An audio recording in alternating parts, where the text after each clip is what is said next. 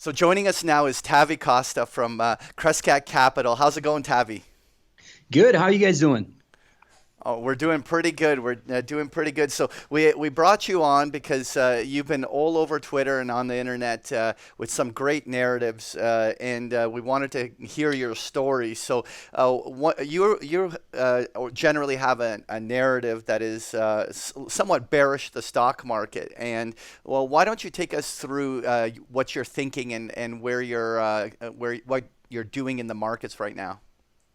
Sure thing. So initially we found we started accumulating a few of our, what we call just macro warning signs that from our research it started to add it up. And the first one that began to give us conviction about this idea was our macro model.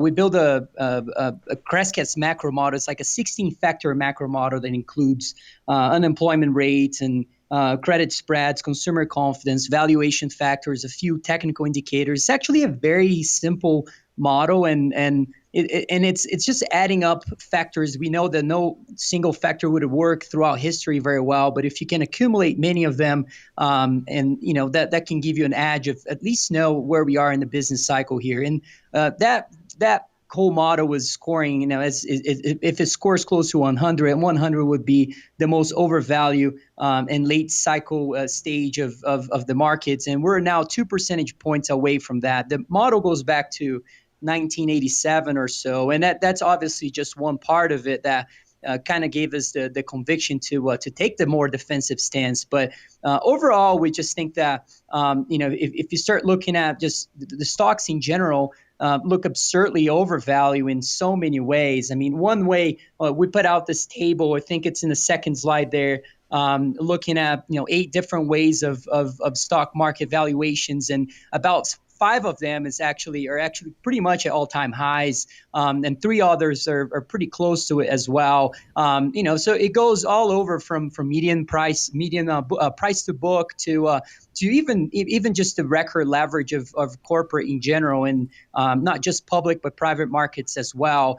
So we started accumulating those with the actions of central banks as well. If you go to the fourth or third slide, looking at the what we call the global yield curve inversion, that was really a moment of realization for us of this is not just in the U.S. This is a bigger problem, and we started looking at obviously we I think that's not new for anybody. The global debt to GDP ratio has been at unprecedented levels, but when you look at things like 30-year yields of nominal rates for countries in general, about 16 economies today have their 30-year yields lower than LIBOR rates, overnight LIBOR rates, and it's stunning because that if you put that throughout history, this inversion tends to happen right when you're at the peak of a bubble. So Now, this Tavi, is can yeah. I ask you a question? So, the when we're talking about the global marketplace like this, obviously we always put a spin on to looking at U.S. equity,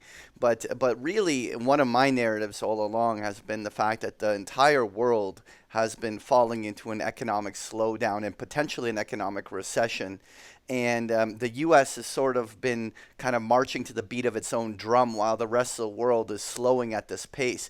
I mean, do you believe that the global economic recession is going to sort of drive the weakness in the U.S.?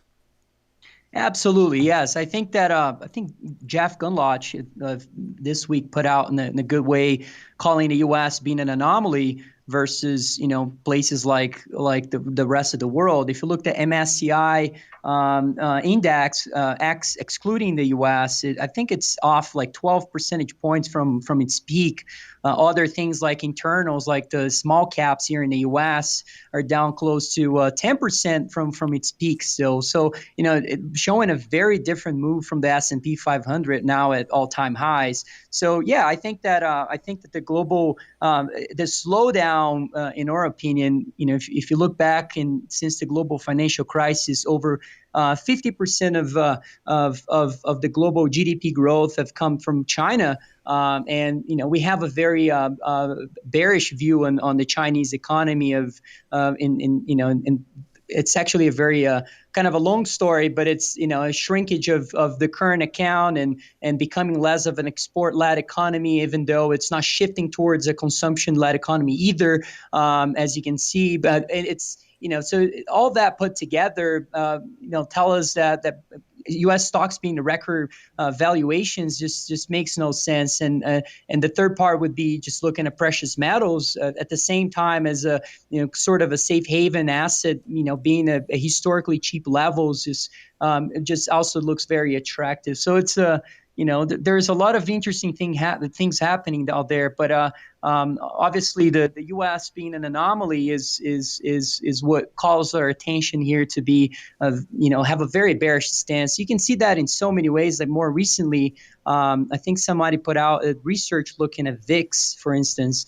I think the 10-day correlation with VIX and the S&P 500 has just turned positive, and reminds me of the late 2017, early 2018, right before that large sell-off and volatility spike in early 2018 that lasts all the way to February. It's actually very similar to that, but there's the liquidity or the volume itself on SPY, the ETF of the S&P 500, and the E-mini too, the futures, has been really poor. I mean, it's usually that tends to lead to sell-offs in the market. At least in the last two sell-offs were caused by this kind of calmness in markets in general that kind of led to a big crash. But the imbalances are you can see the imbalances of record valuations in so many ways.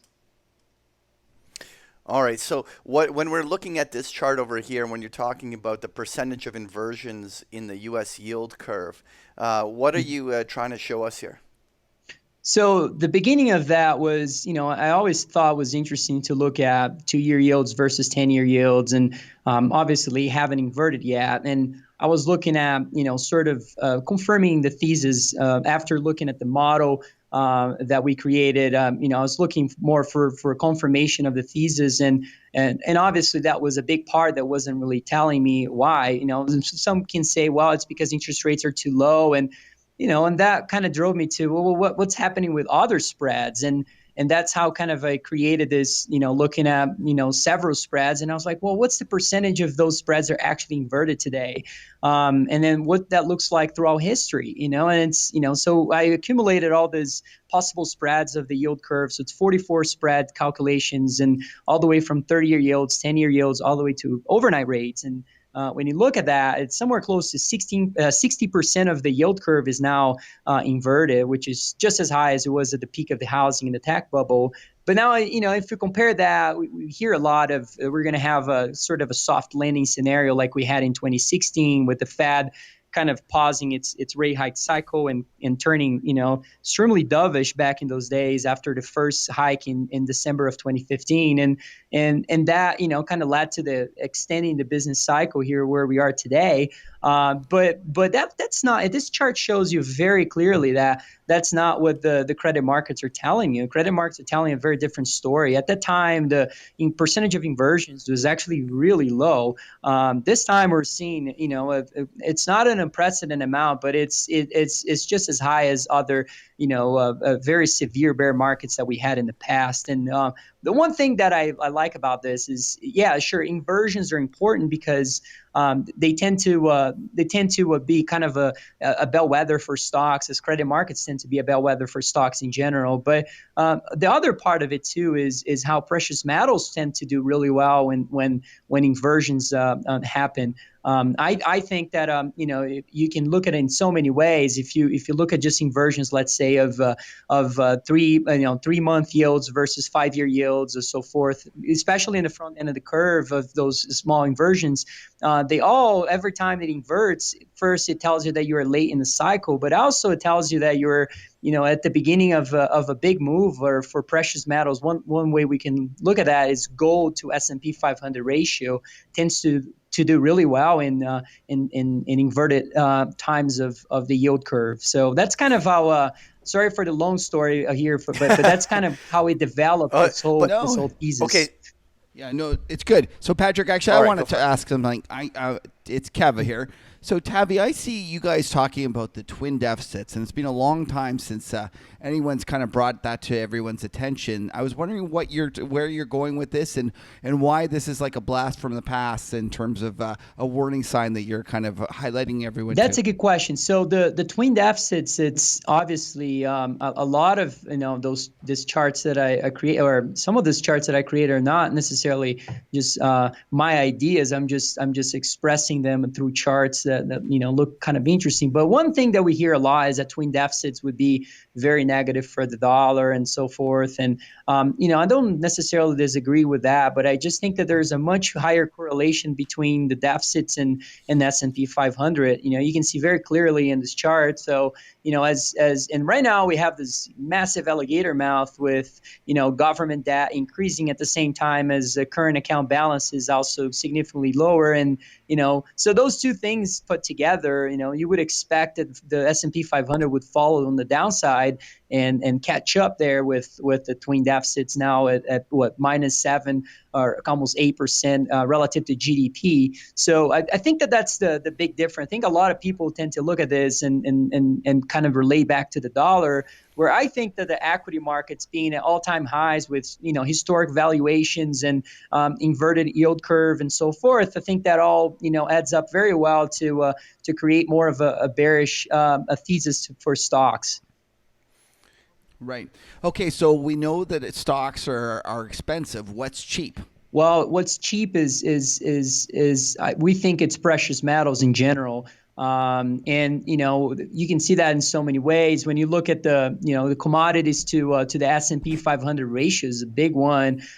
This chart is even this one in this case is going back to 1970s, but there's another version of this chart goes back to 1900s. And today in this ratio, first we're well below the median, the historical median of this ratio in general. And also the other part of it that is important is that we're also at even below times that preceded the Great Depression in 1929.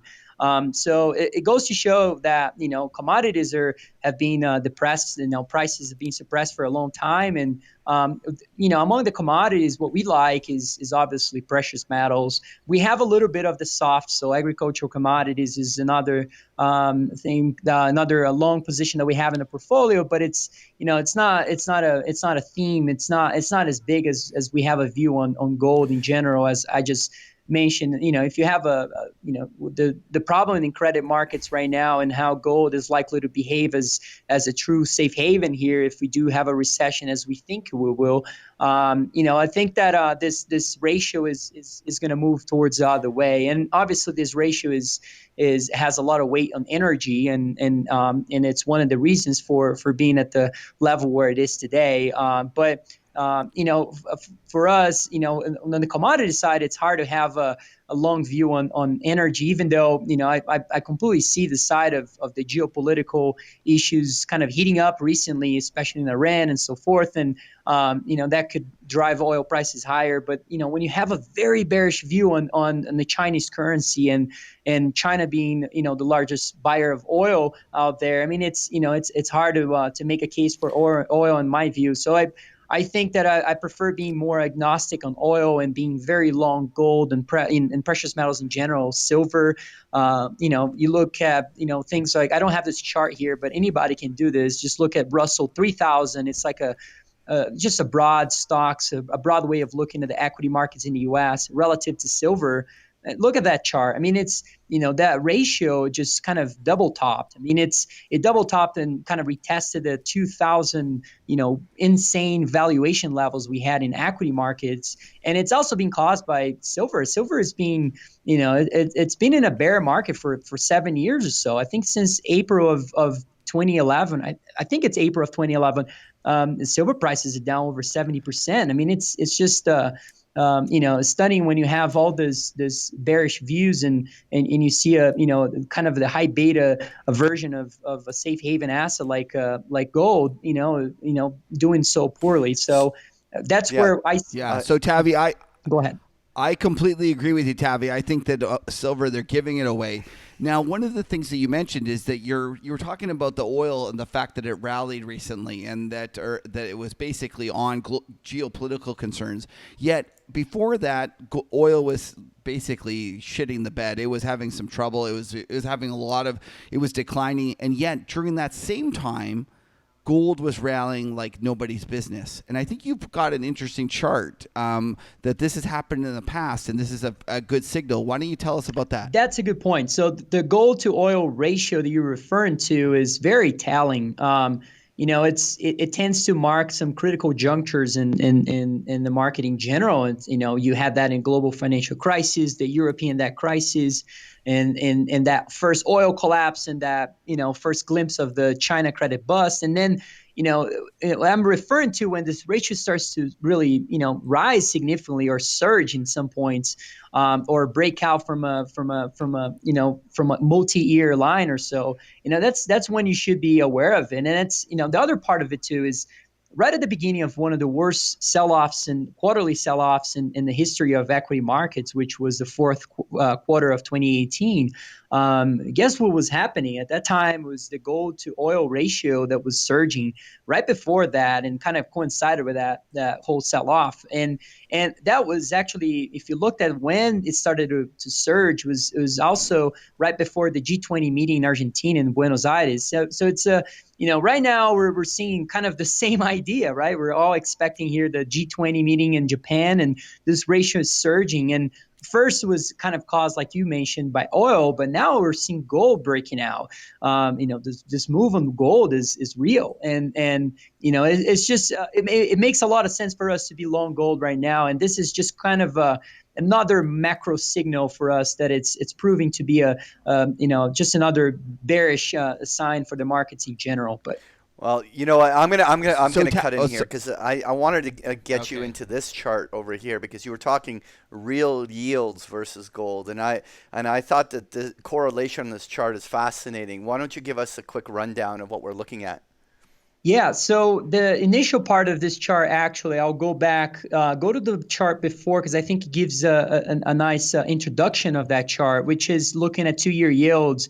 The first part of that chart really is that, I mean, anybody can look at this chart in a very simple way. It's one of my favorite charts, really, because you can, you just get 2-year yields and look all the way back to the 70s, and you log that chart and you connect the tops of it. And then every time the 2-year yields touch that line of the multi-year resistance, multi-decade resistance line, and starts to fall, that's really when you were at the peak of a bubble. You had that in the double dip recession and the tech bust and the global financial crisis, and now you're seeing that today again. And so essentially what's really causing is that obviously nominal rates are dropping because the credit markets are pricing in that the Fed is going to start easing significantly, and that obviously has an effect on real yields. So the next chart on the real yields, as you start to see that, that's really in what's driving real yields to move the way it's moving. So in here we were looking at 5-year yields, real yields inverted. When you looked at that, it's actually the inverted version is breaking out now from a 6-year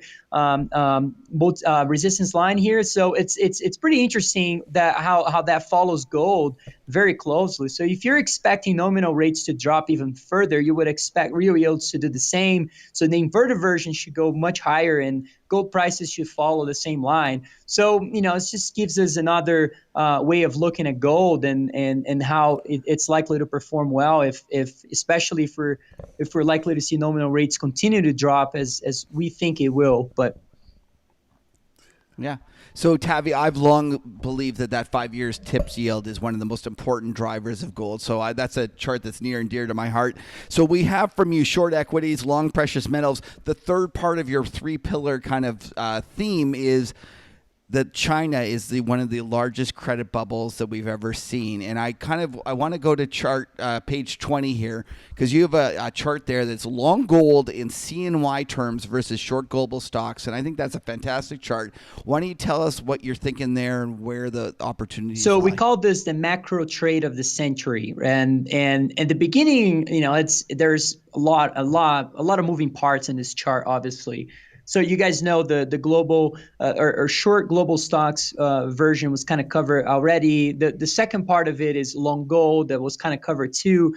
Now what we realize is, yeah, first, China is perhaps the largest credit bubble we've seen in history, and we can dive into that, but in the simple terms is that every time you have or most times you have a credit bust in especially emerging markets, what you see is actually gold rising in local currency terms. And a lot of people have been saying that gold hasn't really moved. Actually, right now it's kind of a popular thing to say that gold is moving, but a few months ago it wasn't. And I it's actually not true. Gold hasn't really worked as a safe haven here in the U.S. But if you're in Brazil, if you're in Argentina, if you're in Turkey, gold has worked really well, and it has protected yourself very well if you're if you want to get some sort of protection from your currency devaluation. So we expect all this credit buildup in China to lead to a value destruction of their currency, and therefore we expect the Chinese yuan to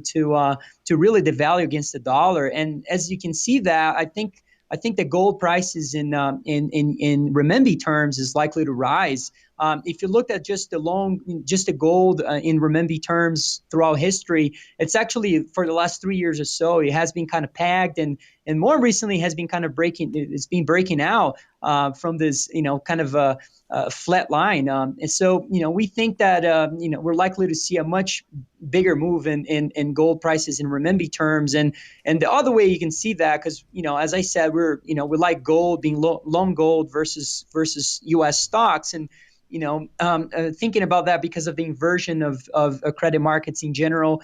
And then, I wanted to take that to another level. And I was like, well, we're very bearish on China. How can I express that in a chart that will really, be able to kind of show, it's almost like 80% of our positions in our global macro fund is in this chart right here, which, every time long gold and CNY terms and selling U.S. Global stocks, and, rises, when this ratio starts to rise, you've seen kind of turmoil globally or turmoil in China specifically. So, one of them being, if you looked at in 1993, China had a devaluation of their currency of it lost 1/3 of its value in literally one day, right at the last day of 1993. And it's kind of what we're calling for, not necessarily the time frame of one day, but we think that the Chinese currency will devalue significantly in the following months, and that's one way to do it is being long gold in renminbi terms and being short global stocks in general, which kind of involves being short mostly U.S. stocks today because they're really at the peak, but there's also Canadian banks and Australian banks and so forth, which are all related to the China thesis. Well, that's some terrific stuff. Thank you so much, Tavi. So we're going to wrap it up here. But for those who want to learn more about Crescat Capital and all the different research and the products you offer, where can they find you?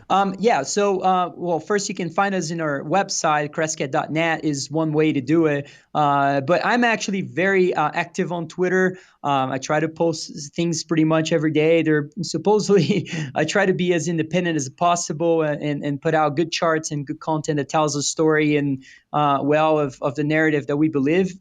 So Kevin Smith as well is pretty active. I don't have here his handle on Twitter, but Kevin Smith from Crescat Capital, if you type that on Twitter, I'm sure you'll find it. But I think those are the best ways to do it. I'm also kind of trying to create a few videos on YouTube just to get another exposure in a different social media website, just to see how that works. And again, I just want to spread the word around from things that I believe in, and I think that we have very good research. Then why not share with other people as well? So that's kind of the I think it's very easy to find us around there, around the internet. Terrific.